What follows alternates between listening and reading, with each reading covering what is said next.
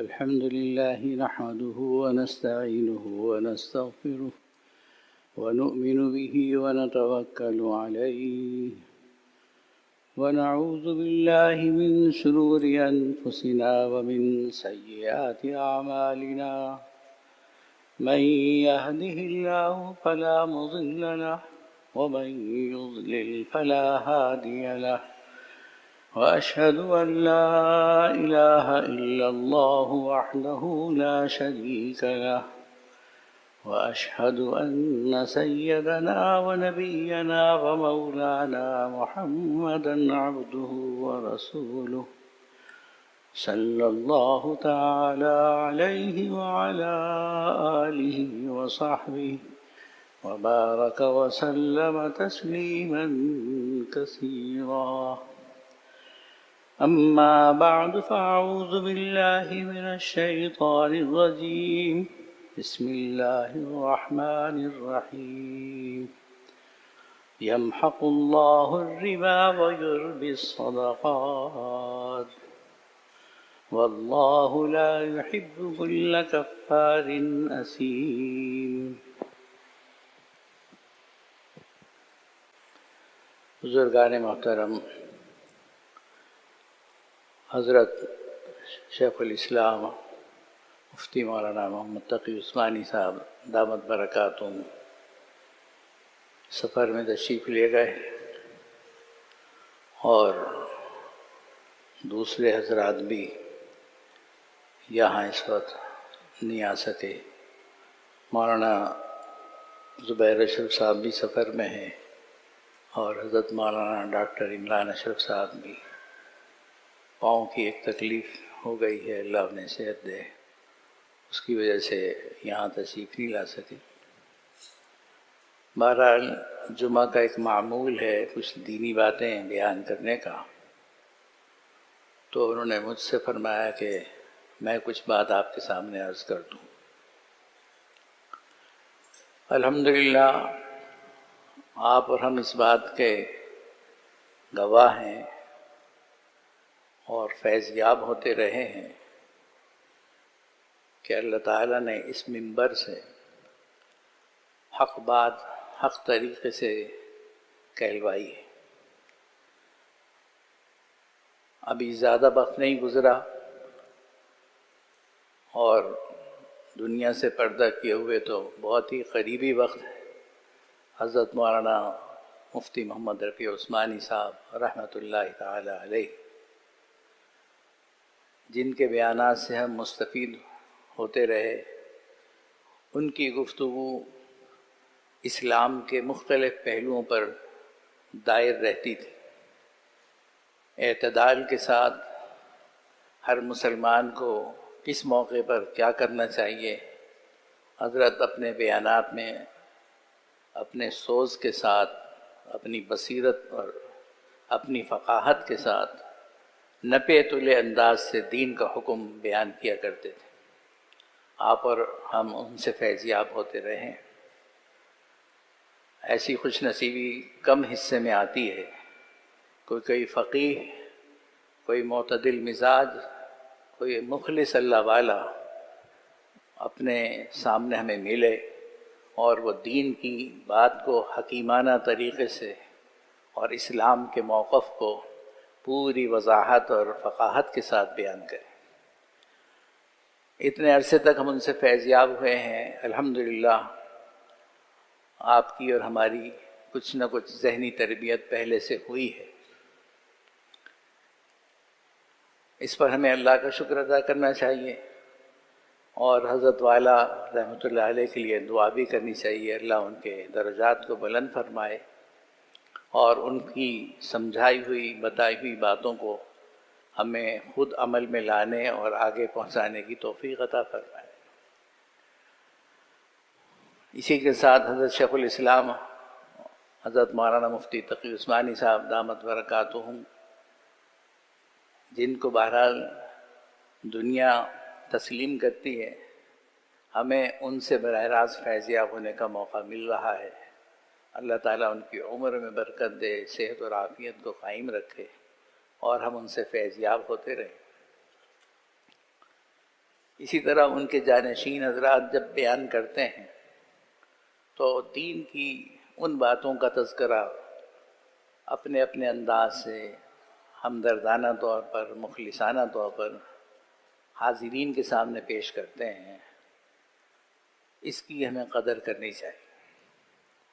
ہمارے اور آپ کے سامنے، یہ تمہید میں نے اسی لیے عرض کی کہ ہمارے اور آپ کے سامنے اسلام صرف عبادت کا نام نہیں۔ ہم نے اپنے بزرگوں سے یہ بات بارہا سنی ہے، سنتے رہتے ہیں کہ اللہ جل جلالہ نے اپنی ذات کے ایمان کے بعد اپنے نظام ملکوتی اور اپنے پیغمبروں کی اور اپنے کتابوں کی پوری طریقے سے یقین دہانی کے بعد ہمیں کچھ احکامات دیے، اس میں کچھ کرنے کے ہیں اور کچھ بچنے کے ہیں۔ امر بالمعروف اور نہی عن المنکر قرآن کریم کا ایک اصولی موضوع ہے، اور مسلمانوں کی ذمہ داریوں کا دو طرفہ حصہ قرآن کریم میں جا بجا بیان کیا گیا ہے۔ تو ان عملی احکام ہی کو اسلام بھی کہتے ہیں۔ اسلام جس جگہ ہوگا، جس شخص کی زندگی میں ہوگا اور جس قوم کی زندگی میں ہوگا،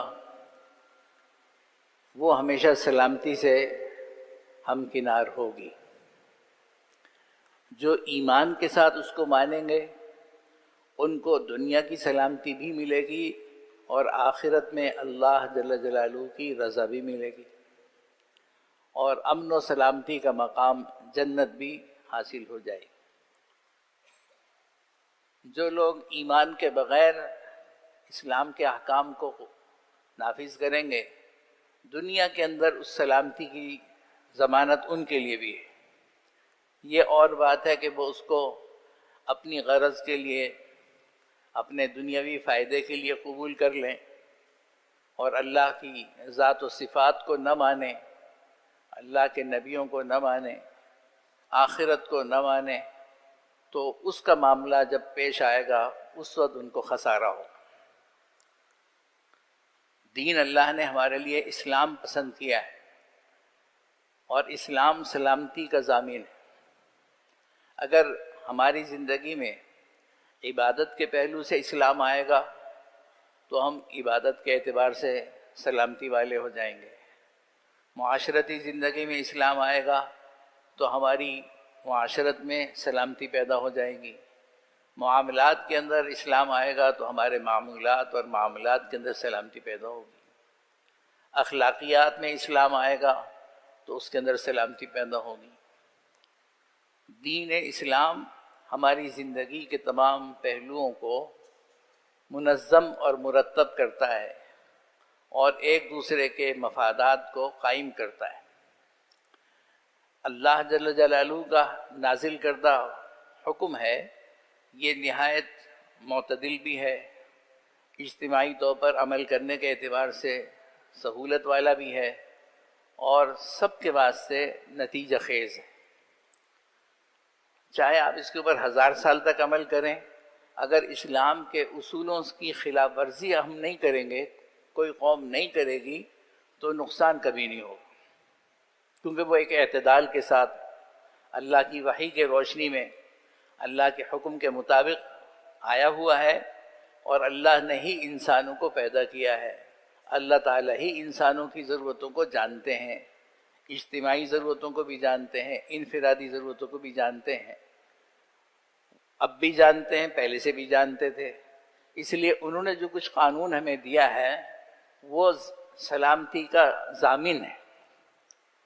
اس کے برخلاف جو انسانی قانون ہوتے ہیں وہ جذباتیت پر، اپنی نفسانیت پر اور کسی محدود دائرے میں ہونے والی افادیت پر مبنی ہوتے ہیں، کسی دوسرے انسان کی بے اعتدالی کا رد عمل ہوتے ہیں۔ اس میں بنیادی طور پر بنی نوع انسان کا فائدہ نہیں ہوتا۔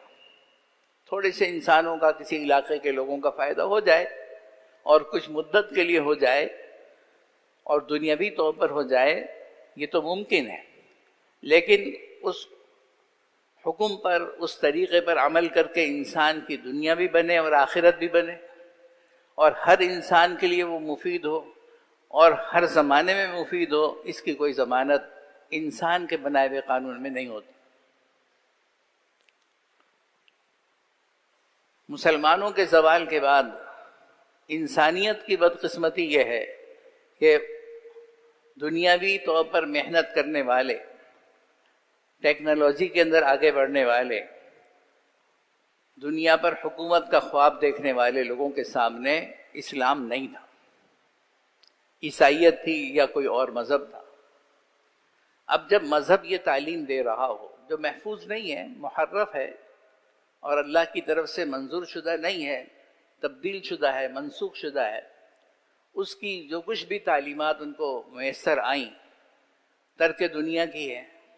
ظاہر بات ہے کہ جس آدمی کے سامنے یہ ہو کہ بھئی مذہب یہ کہتا ہے کہ تم دنیا چھوڑ دو، دنیا لوگوں سے میل جول نہ رکھو، تم شادی بیاہ نہ کرو، خاندان نہ بساؤ، کاروبار اور تجارت نہ کرو، تو ظاہر ہے اس کے سامنے راستہ یہی ہے کہ وہ کہے کہ مذہب کو صرف عبادت گاہ میں محدود کر لو اور باقی زندگی اپنی مرضی کے مطابق قانون بنا کے گزارو۔ لیکن اسلام یہ نہیں سکھاتا۔ اسلام یہ نہیں کہتا کہ آپ جنگلوں میں چلے جائیں، لوگوں سے میل جول ختم کر دیں، کاروبار نہ کریں۔ اسلام دنیا میں اللہ نے ہمیں بھیجا ہے، ہمیں آزمائش کا سامنا ہے اور ہمیں دنیا استعمال کرنے کا طریقہ بتایا گیا ہے۔ شادی کرو لیکن اس کے اندر حقوق ادا کرو، اہلیہ کے حقوق ادا کرو، مالی حقوق بھی ادا کرو، اس کی دینی تربیت کا حق بھی ادا کرو، بچوں کی تربیت کرو۔ یہ بھی نہیں کہ آزاد چھوڑ دو، خود رو پودے کی طرح سے بڑھتے چلے جائیں، ان کی تراش خراش کرو، لیکن ان کے ساتھ ظلم اور زیادتی نہ کرو۔ دین اسلام نے دنیا برتنا سکھایا ہے، اور ایسے انداز سے برتنا سکھایا ہے کہ ایک دوسرے کے حقوق ادا ہوں گے، ایک دوسرے کے لیے انسان آرام کا ذریعہ بنے گا، اس کے ساتھ معاونت کا پہلو اس کے اندر پیدا ہوگا۔ اسلامی تعلیمات کا حاصل یہی ہے۔ لیکن ان لوگوں کے سامنے یہ مذہب تھا نہیں، اس لیے وہاں یہ پروپیگنڈا ہوتا رہا اور اب بھی ہے، اور اسی کے نتیجے میں مسلمان مرعوب قوم، جو مرعوب قوموں کے طور پر زندگی بسر کر رہے ہیں، جن کا اپنے اندر خود اعتماد نہیں ہے، حتیٰ کہ اپنے مذہب پر بھی اعتماد نہیں ہے، وہ بھی یہ سمجھتے ہیں کہ بس دین صرف نماز روزے کا نام ہے۔ آپس کی معاشرت کیسی ہونی چاہیے، اخلاق کیسے ہونے چاہیے، سیاست، نظم مملکت کیسا ہونا چاہیے، وہ کہتے ہیں کہ یہ سب باتیں ہیں، مولویوں کی اپنی گھڑی بھی ہیں، اس کا دین اور مذہب سے کوئی تعلق نہیں۔ آج بہت سے لوگ اٹھ کر کہتے ہیں کہ یہ سیکولرزم ہونا چاہیے، یعنی جس کے اندر مذہبی پابندیاں نہیں ہیں۔ مخالفت کا نام بھی نہیں لیتے وہ، لیکن پابندی کا بھی انکار کرتے ہیں، من مانی ہے، جو چاہے کریں، اور ہمارے ہاں کے بہت سے ناواقف لوگ اس کو صحیح بھی سمجھتے ہیں۔ طرفہ تماشا یہ ہے کہ جب علماء، عالم، مولوی ان مسائل پہ گفتگو کرنے لگتا ہے تو چونکہ وہ نفس کے خلاف ہیں، اس پر مزاحمت کرنے کے لیے دل آمادہ نہیں ہے، اس کے لیے کوئی متبادل راستہ نظر نہیں آتا، تو ہڑبڑا کے کہتے ہیں کہ مولویوں کو کچھ اور نہیں سوچتا، اسی پہ لگے رہتے ہیں کہ صاحب پردہ ہونا چاہیے، اخلاقیات ہونی چاہیے، دنیا کہاں سے کہاں جا رہی ہے، یہ ابھی اسی چیزوں میں پڑے ہوئے۔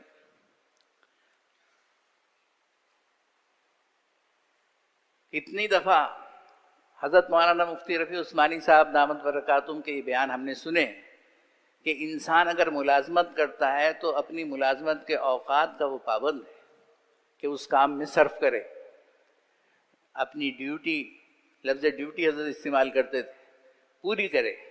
ہم مذاق اڑاتے ہیں، یہ کون سی بات مولوی صاحب کہتے ہیں بیٹھ کے، اب کون ڈیوٹی پوری کرتا ہے، فلانا نہیں کرتا، فلانا نہیں کرتا۔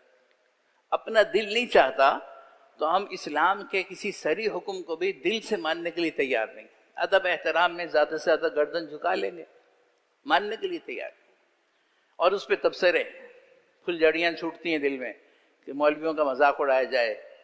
ये भी शुक्र है कि मौलवी का नाम लेकर मजाक उड़ाते हैं, दीन को फिर भी बचा लेते हैं।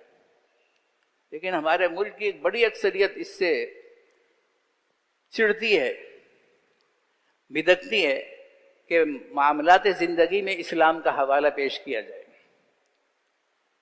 बेपर्दा ज़िंदगी, बेहयाई की ज़िंदगी चूँकि नफसानियत को मरगूब है, उसमें अगर कोई दीन का हुक्म सुनाने लगता है तो हम बेचैन हो जाते हैं, हड़बड़ाते हैं कि ये क्या मौजू शुरू हो गया, क्या दीन इस्लाम सिर्फ इसी का नाम?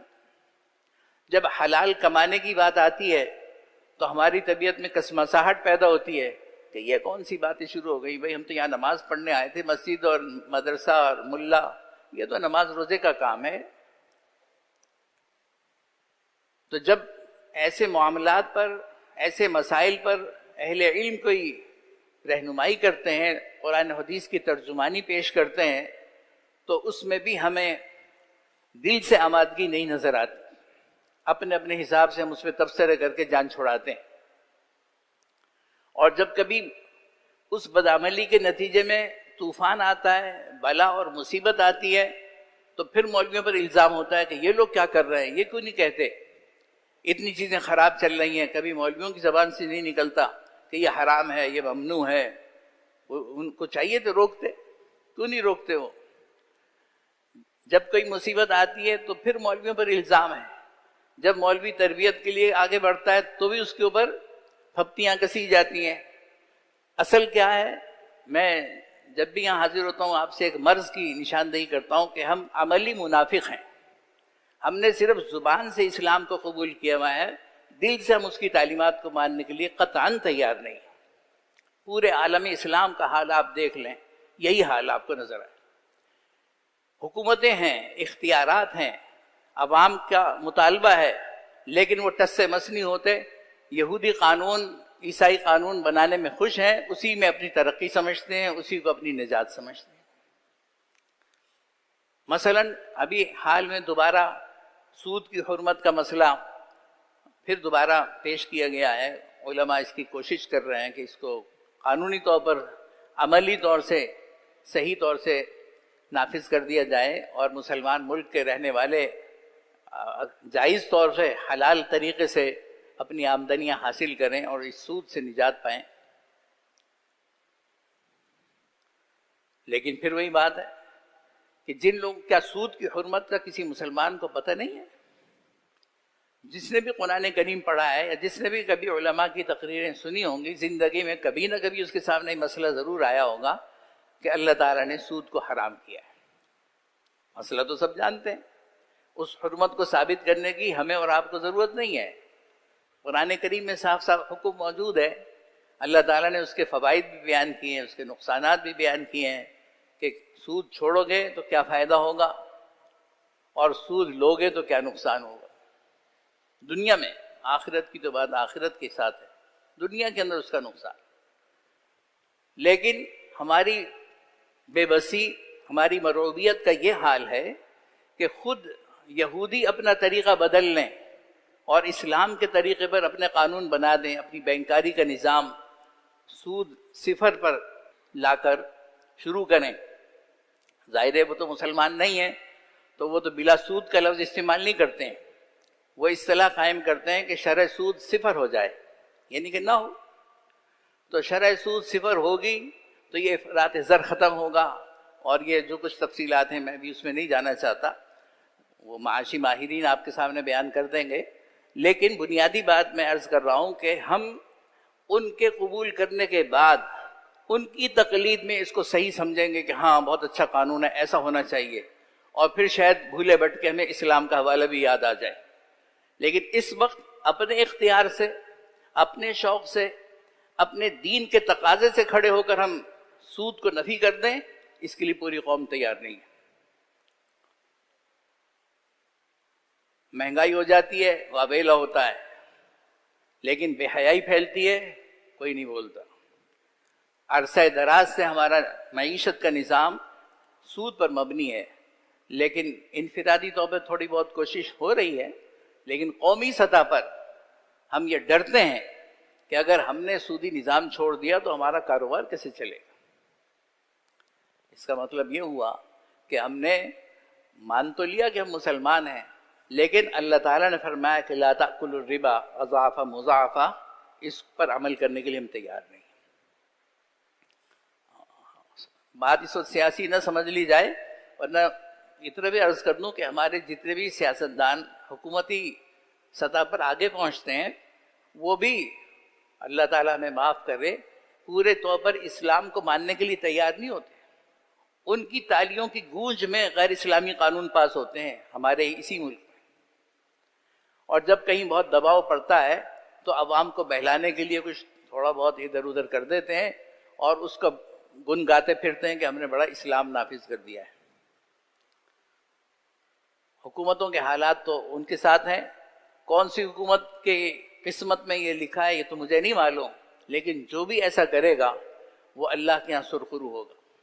حکومت کے جو بھی اراکین اپنے اختیارات استعمال کرتے ہوئے سودی نظام کو ختم کرنے کی کوشش کریں گے اور اس کو ختم کر دیں گے، وہ مسلمانوں کے ہیرو کہلائیں گے، وہ اللہ کے مقرب بن جائیں گے۔ دنیا کی حکومت آتی جاتی رہتی ہے، انسان کی زندگی ایک وقت پہ ختم ہو جاتی ہے، اس کو اپنے اعمال کا جواب اللہ کے ہاں دینا ہے۔ اور یہ ذمہ داری حکمرانوں کے ساتھ ساتھ خود مجھ پر اور آپ پر بھی ہے کہ ہم اپنا کردار ادا کریں۔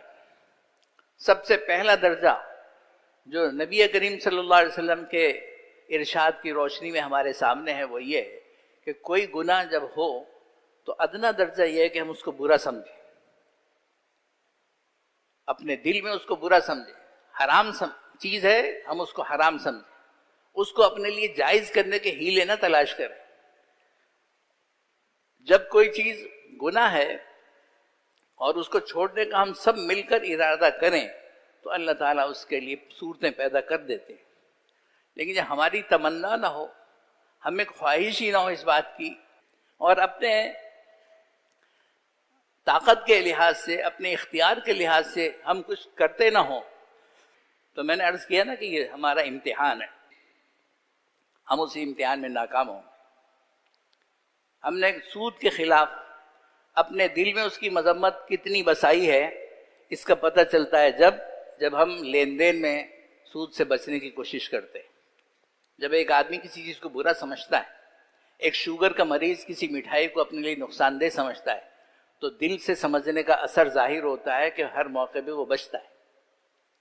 اگر ہم، ہو سکتا ہے میری بات سن کے آپ کا انکار ہو کہ نہیں ہم تو برا سمجھتے ہیں، تو اس لیے میں عرض کر رہا ہوں کہ اس برا سمجھنے کا ٹیسٹ کر لیجئے، اس کا امتحان آپ خود کر لیجئے کہ جب آپ کا معاملہ کسی کاروبار کے اندر، کسی ادھار قرض کی ضرورت کے اندر پیش آتا ہے تو آپ سود کو ٹھنڈے پیٹ برداشت کر لیتے ہیں یا اس کو مذموم سمجھتے ہیں اور اس سے بچنے کے کوئی راستے تلاش کرتے ہیں۔ بڑے بڑے سرمایہ دار جن کو اللہ نے بہت سی صلاحیتیں دی ہیں، کیا وہ اس قابل نہیں ہیں کہ غیر سودی نظام کے لیے کچھ کوشش کریں؟ ہیں، لیکن چونکہ دل میں یہ بیٹھا ہوا ہے کہ یہ کوئی دین کا کوئی خاص حکم نہیں ہے، بس جیسا چل رہا ہے چلنے دو، ہماری اس میں کوئی ذمہ داری بھی نہیں ہے، ہم مجبور ہیں۔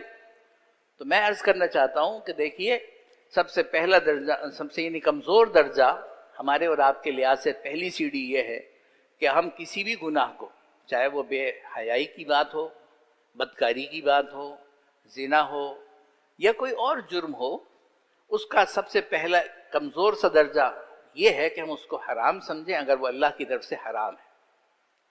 خدا نخواستہ اگر کسی کو اس کی حرمت میں تردد ہے تو قرآن کریم پڑھے، اس کی تفسیریں دیکھے، اس کو خود پتہ چل جائے گا۔ پورا رکوع اللہ تعالیٰ نے اس سلسلے میں سورہ بقرہ میں بیان کیا، اور بھی مختلف جگہوں پر اس کی مذمت کے اور اس کے نقصانات کے واقعات بیان کیے گئے ہیں، اسے پڑھے۔ کوئی 2 اور 2 4 کی طرح سے مسئلہ بالکل واضح ہے۔ اللہ تعالیٰ ربا کو مٹاتے ہیں۔ ربا میں دیکھنے میں تو لگتا ہے کہ ہمیں پیسہ زیادہ مل رہا ہے، سود لینے والا، دینے والے کو تو بیچارے کا خسارہ ہی ہے، لینے والا یہ سمجھتا ہے کہ 100 کے 110 مل رہے ہیں، لیکن اللہ تعالیٰ فرماتے ہیں کہ میں اس کو مٹاتا ہوں۔ اور صدقہ دینے والے کی بظاہر رقم لگتی ہے کم ہو گئی ہے، آپ کے پاس 100 روپے تھے، آپ نے 10 روپے صدقہ کر دیے، تو ظاہراً یہ کم ہوا، لیکن اللہ تعالیٰ اپنا فیصلہ سنا رہے ہیں کہ میں ربا کو مٹاتا ہوں اور صدقات کو پروان چڑھاتا ہوں. اور یہ عملی طور سے اگر آپ دیکھیں گے تو آپ کی زندگی میں نظر آ جائے. آپ عالمی سطح پر اس کو دیکھیں، یہ لوگ جو سود خور ہیں بڑے بڑے، یہ صرف نمائشی انداز سے اپنے کاروبار چلا رہے ہیں. فرضی قسم کی خرید و فروخت چل رہی ہے. یہ دنیا کے اندر جو کساد بازاری ہے، مہنگائی کا طوفان ہے، یہ اصل میں جعلی قسم کی خرید و فروخت کا بھی رد عمل ہے. اور بھی بہت سی باتیں اس میں ہیں. انہیں پتہ چل گیا ہے اچھی طرح سے کہ یہ نظام ہمارا تباہ کن ہے اور اب ان قریب یہ زمین بوس ہونے والا ہے. وہ خود اس فکر میں ہے کہ کوئی متبادل راستہ اختیار کیا جائے. اللہ نے ہمیں اسلام کے نام پر خطہ عطا فرمایا تھا. ہمارے اندر باصلاحیت لوگ بھی ہیں، معیشت دان بھی ہیں، اچھے اچھے تجربے کار لوگ، کاروبار کے تجربہ کار ہیں. یہ اس صلاحیت کے اور اس موقع کے اس کے حامل ہیں کہ یہ اس وقت متبادل نظام اسلام کا غیر سودی نظام پیش کریں عملی تجربات کی روشنی میں، اس کے علمی طریقوں سے، اس کے عملی طریقوں سے. تو اس وقت یہ بہت ممکن ہے کہ پاکستان لیڈر ہو جائے اس معاملے میں، پوری قوم کا، پوری عالم اسلام کا، عالمی دنیا کا. لیکن ہر موقع کی طرح سے ہماری قسمت میں اپنی مروبیت کی وجہ سے یہ اعزاز نہیں ہے کہ ہم عالمی سطح پر کسی چیز کو لیڈ کر سکیں. ہم تو صرف کسی کی اتباع کرنے والے ہیں. ہمارے اندر وہ ایقان، وہ اعتماد ختم ہو گیا ہے اپنے دین سے بے اعتمادی کے نتیجے میں کہ ہم دنیا کے انسانوں کی کوئی قیادت بھی کر سکتے ہیں. جس زمانے میں کی تھی وہ ہمارا زمانہ نہیں ہے، گزر گیا. صدیوں اس دنیا پر مسلمانوں کی حکمرانی رہی ہے اور اس کا زوال بدعمالی اور بد اخلاقی کی وجہ سے ہی ہوا ہے. وہ بد اخلاقیاں اور بدعمالیاں تو ہماری میراث بنی ہوئی ہیں، لیکن جو اسلام کی قوت تھی، جہانگیری کی اور انسانیت کی رہبری کی، اس سے ہم بالکل خالی ہیں. ہمارے اندر وہ حوصلہ ہی نہیں ہے. حوصلہ کیسے پیدا ہو؟ جب اپنے ایمان کو مضبوط کریں، قرآن کی حقانیت کو دل میں اتاریں. ہم قرآن کو پڑھتے ہیں، مانتے ہیں، مولویوں کی باتیں سن کے سر بھی جھکا لیتے ہیں کسی وقت، لیکن اندر سے ہم مایوس ہیں کہ نہ تو سیاست ہماری اسلام میں ہو سکتی ہے، سیاست کے لیے مجبور ہیں مغربی جمہوریت کا طریقہ اختیار کریں. معیشت کے اندر مجبور ہیں کہ یہودی نظام کو اختیار کریں. اس کیپٹلزم کے مقابلے میں جو دوسرا نظام وجود میں آیا تھا وہ بعض جگہ ناکامی کا شکار ہو گیا. روسی ریاستوں میں اس کا تجربہ ناکامی کا شکار ہوا. چین کے اندر وہ کسی طرح لیپا پوتی سے چل رہا ہے. لیکن وہ نظام، اشتراکیت کا نظام، اس کیپٹلزم کے مقابلے پر آیا تھا. اس وقت یہ دونوں اپنی جگہ کسی نہ کسی کمزوری کا اور کسی نہ کسی بربادی کا شکار ہو چکے ہیں. اس وقت دنیا چاہتی ہے کوئی نیا نظام، اور وہ اسلام ہے، اسلام کا نظام ہے. حضرت قاری طیب صاحب رحمۃ اللہ علیہ دارالعلوم دیوبند کے محتمم اور اونچے درجے کے بزرگوں میں سے تھے. ایک دفعہ ایک بیان میں نے ان کی بات سنی تھی، اب مجھے اس وقت یاد آتی ہے. فرماتے تھے کہ اصل میں دنیا کی فلاح، آخرت کا معاملہ تو ایمان پر مبنی ہے، دنیا کی فلاح بھی اسلام میں ہی مبنی ہے، اور دنیا بالآخر مجبور ہو کر اسلامی قانون پہ ہی چلے گی، چاہے وہ نام اسلام کا نہ لے.